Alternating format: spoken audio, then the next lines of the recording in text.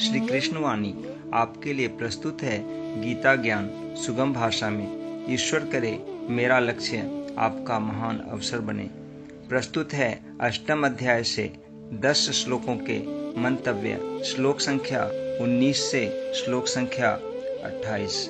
भगवान बोले, भूतग्रामः स एवायं भूत्वा भूत्वा प्रलीयते रात्र्यागमे वश पार्थ प्रभवत्य हरागमे। अर्थात हे पार्थ, वही यह भूत समुदाय उत्पन्न हो होकर प्रकृति के वश में हुआ रात्रि के प्रवेश काल में लीन होता है और दिन के प्रवेश काल में फिर उत्पन्न होता है।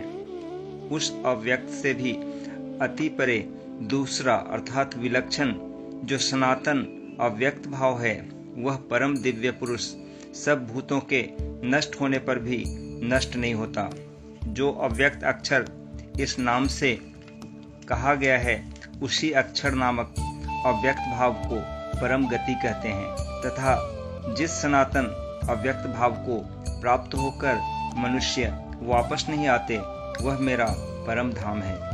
हे पार्थ, जिस परमात्मा के अंतर्गत सर्वभूत हैं और जिस सच्चिदानंद घन परमात्मा से यह समस्त जगत परिपूर्ण है, वह सनातन अव्यक्त परम पुरुष तो अनन्य भक्ति से ही प्राप्त होने योग्य है।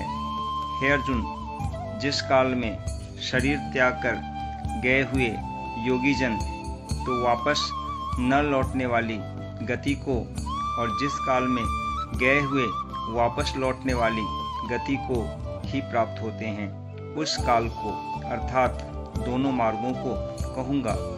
जिस मार्ग में ज्योतिर्मय अग्नि अभिमानी देवता हैं, दिन का अभिमानी देवता है, शुक्ल पक्ष का अभिमानी देवता है और उत्तरायण के 6 महीनों का अभिमानी देवता है, उस मार्ग में मरकर गए हुए ब्रह्मवेत्ता योगीजन उपर्युक्त देवताओं द्वारा क्रम से ले जाए जाकर ब्रह्म को प्राप्त होते हैं।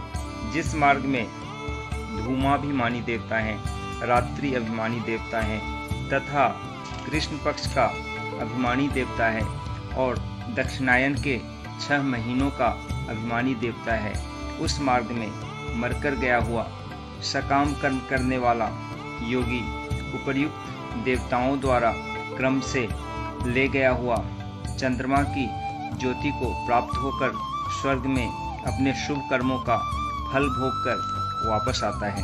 क्योंकि जगत के ये 2 प्रकार के शुक्ल और कृष्ण अर्थात देवयान और पितृयान मार्ग सनातन माने गए हैं। इनमें एक के द्वारा गया हुआ जिससे वापस नहीं लौटना पड़ता, उस परम गति को प्राप्त होता है और दूसरे के द्वारा गया हुआ फिर वापस आता है अर्थात जन्म मृत्यु को प्राप्त होता है। हे पार्थ, इस प्रकार इन दोनों मार्गों को तत्व से जानकर कोई भी योगी मोहित नहीं होता। इस कारण हे अर्जुन, तू सब काल में समबुद्धि रूप योग से युक्त हो अर्थात निरंतर मेरी प्राप्ति के लिए साधन करने वाला हो। योगी पुरुष इस रहस्य को तत्व से जानकर वेदों के पढ़ने में तथा यज्ञ, तप और दानादि के करने में जो पुण्यफल कहा है, उन सबको निस्संदेह उल्लंघन कर जाता है और सनातन परम पद को प्राप्त होता है। तथास्तु।